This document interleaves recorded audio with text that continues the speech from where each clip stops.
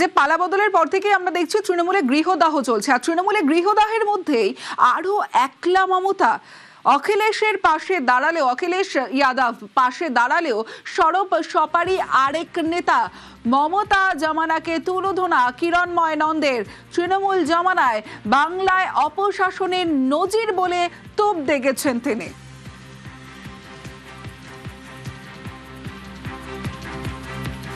যে নির্বাচনটা পশ্চিমবাংলায় 2026-এ হয়েছে, আমি মনে করি এই নির্বাচনটা পশ্চিমবাংলার মানুষ তার নিজের 15 বছরের যে অভিজ্ঞতা এবং তার 15 বছরে যে ব্যাড গভর্নেন্সের মাধ্যমে তো একটা সরকার চলে। দুটো শব্দ, গুড গভর্নেন্স মানে ভালো সরকার, আর ব্যাড গভর্নেন্স মানে একটা সরকার মানুষের বিরোধী কাজ করেছে। এই 15 বছর যে সরকারটা ছিল, সেই সরকারটা ব্যাড গভর্নেন্সের কাজ করেছিল, যার জন্য মানুষের যে ক্ষোভটা ছিল, মানুষ তার ক্ষোভটা কোথায় গণতন্ত্রে, সেই ক্ষোভটা কোথায় তারা দেখান নির্বাচনের মাধ্যমে। অতএব যে নির্বাচনটা হয়েছে 2026-এ, পশ্চিমবাংলার জনগণ সেই নির্বাচনের মাধ্যমে তারা পশ্চিমবাংলায় যে ব্যাড গভর্নেন্সটা ছিল, যে সরকারটা ছিল, সেই সরকারটাকে হটিয়ে দিয়েছে। মমতা বন্দ্যোপাধ্যায়কেও সরাসরি তোপ দেখেছেন কিরণময়। হারার পরেও হারেননি বলে মন্তব্যে তোপ সপা নেতার। এটা একটা পলিটিক্যালি, যদি ধরেন একটা পলিটিক্যালি যেহেতু সঙ্গে আছি থাকা, তার মানে এই নয় যে মমতা ব্যানার্জি হারেননি, তাকে হারানো হয়েছে। মমতা ব্যানার্জি দুটো জায়গায় হেরেছেন। গতবারে উনি বলেছিলেন হারিনি, কিন্তু তখন আমরা তৃণমূল জোটের প্রচারেও ছিলাম। আমি বিশেষ করে নন্দীগ্রামে আমি ছিলাম প্রচারে, নন্দীগ্রামে উনি হেরেছেন। হারার পরেও উনি কোর্টে কেস করেছেন, বলেছেন উনি হারেননি। আজ পর্যন্ত প্রমাণ করতে পারেননি যে উনি হারেননি। এবারেও নির্বাচনে মমতা ব্যানার্জি সঠিকভাবেই হেরেছেন। বহু তৃণমূল নেতাদের সঙ্গে কথা হয়েছিল যে সত্যিকারে ভবানীপুরে কি হয়েছিল। বলছে ভবানীপুরের জনতাই, তারাই চেয়েছিল মমতা ব্যানার্জিকে হারাতে, তারা মমতা ব্যানার্জিকে হারিয়ে দিয়েছে। নির্বাচনে লড়াই করলে কখনো কেউ জিতবে, কখনো হারবে, এটাই দুঃখের কথা। মমতা ব্যানার্জি যেদিন নির্বাচনে হেরে গেলেন, ইলেকশন কমিশন যখন ঘোষণা করলো, এরা সংবিধানের কথা বলে যে সংবিধানকে বাঁচাতে হবে, ইন্ডিয়া গঠবন্ধন নাকি সংবিধান বাঁচানোর জন্য। কিন্তু সবচেয়ে বেশি সংবিধানের উপর সবচেয়ে যেটা আঘাত হলো, সেটা পশ্চিমবাংলায় ইন্ডিয়া গঠবন্ধনের একটা শরীর এই তৃণমূল কংগ্রেস, তার নেত্রী মমতা ব্যানার্জি হেরিয়ে গিয়েও বললেন আমি হারিনি। আমি অখিলেশ যাদবকে বলেছি যে পশ্চিমবাংলায় যে নির্বাচনটা হয়েছে, সেই নির্বাচন একেবারে সঠিক নির্বাচন। মানুষ তার রায় দিয়েছে এবং সেই রায়ের মাধ্যমে পশ্চিমবাংলায় তৃণমূল কংগ্রেসকে হারিয়ে বিজেপিকে ক্ষমতায় নিয়েছে।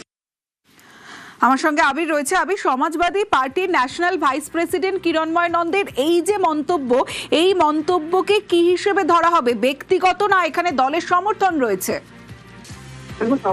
তার দলের সমর্থন থাকবে বলে মনে হচ্ছে না। তার কারণ হচ্ছে, যেহেতু অখিলেশ 1 মাসও হয়নি তিনি পশ্চিমবঙ্গের নির্বাচনে মমতা বন্দ্যোপাধ্যায়ের দল হেরে যাওয়ার পর তিনি সরাসরি মমতা বন্দ্যোপাধ্যায়ের বাড়িতে চলে আসেন, তার সঙ্গে কথা বলেন এবং একই সুর অখিলেশের মমতা বন্দ্যোপাধ্যায়ের মতো শুনতে পাওয়া গিয়েছিল।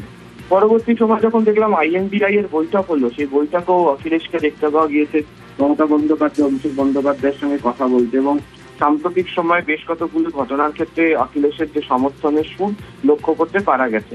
তবে কিরণময় নন্দের এই মন্তব্য যথেষ্ট গুরুত্বপূর্ণ, তার কারণ 2021-এর একটু আগে থেকে সময় পর্যন্ত, এমনকি 2024-এর লোকসভা হোক বা আরো বিভিন্ন সময় আমরা দেখেছি যে মমতা বন্দ্যোপাধ্যায়ের দলের হয়ে বিভিন্ন রকম ভাবে প্রচারে তিনি অন্তত থেকেছেন এবং সেই প্রসঙ্গের উদাহরণও তিনি নন্দীগ্রামের ক্ষেত্রেও তিনি তুলেছেন।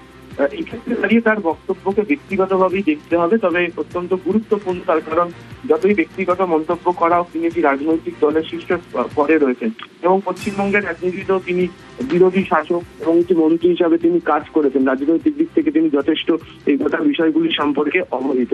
কিন্তু যা তিনি বলেছেন, সেক্ষেত্রে দাঁড়িয়ে কার্যত যে অখিলেশ যাদবের যে সিদ্ধান্ত, সেই সিদ্ধান্তের বিরোধিতার কথাই তিনি কার্যত উল্লেখ করেছেন তার বক্তব্যে।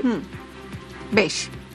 বিধানসভায় তৃণমূলের ধসেও তোপ কিরণময়ের। বিধানসভা গৌরব নষ্টের জন্য তৃণমূলকেই দোষারোপ। বাংলার বিধানসভায় দল ভাঙার খেলা শুরু করে টিএমসি, তোপ সমাজবাদী পার্টির ভাইস প্রেসিডেন্টের। বিগত 15 বছরে পশ্চিমবাংলায় বিধানসভাতে যে ঘটনাগুলো ঘটেছিল, ভারতবর্ষের ইতিহাসে গণতন্ত্রকে ধ্বংস করার মতো এত নক্কারজনক ঘটনা কখনো ঘটেনি। আমাদের একজন বিধায়ক ছিল, 2016 সালে সেই বিধায়ককে ভয় দেখিয়ে আমাদের থেকে ভাঙিয়ে নিয়ে তৃণমূলে যোগ দেওয়া হলো। সিপিএমের বিধায়ক ছিল, তাদেরকেও পর্যন্ত ভয় দেখিয়ে তৃণমূলে নিয়ে যাওয়া হলো। এমনকি কংগ্রেসের যে বিধায়ক ছিল মানস ভূঁইয়া, যে কংগ্রেসের লিডার ছিল, তার বিরুদ্ধে মার্ডার কেস নিয়ে এসে তাকে ভয় দেখে তাকে তৃণমূলে যোগ দেওয়া হলো। পশ্চিম বাংলায় গণতন্ত্রকে যদি কেউ ধ্বংস করে থাকে, বিধানসভার গরিমাকে যদি কেউ ধ্বংস করে থাকে, সেটা তৃণমূল কংগ্রেস। আগামী দিনে তৃণমূল কংগ্রেসের ভবিষ্যৎটা একটা পদ্মপাতার উপর জল যেমন থাকে না, কখন কোন দিকে কখন পুরো জলটা পড়ে যাবে, ওই অবস্থার মধ্যে তৃণমূল কংগ্রেস আছে।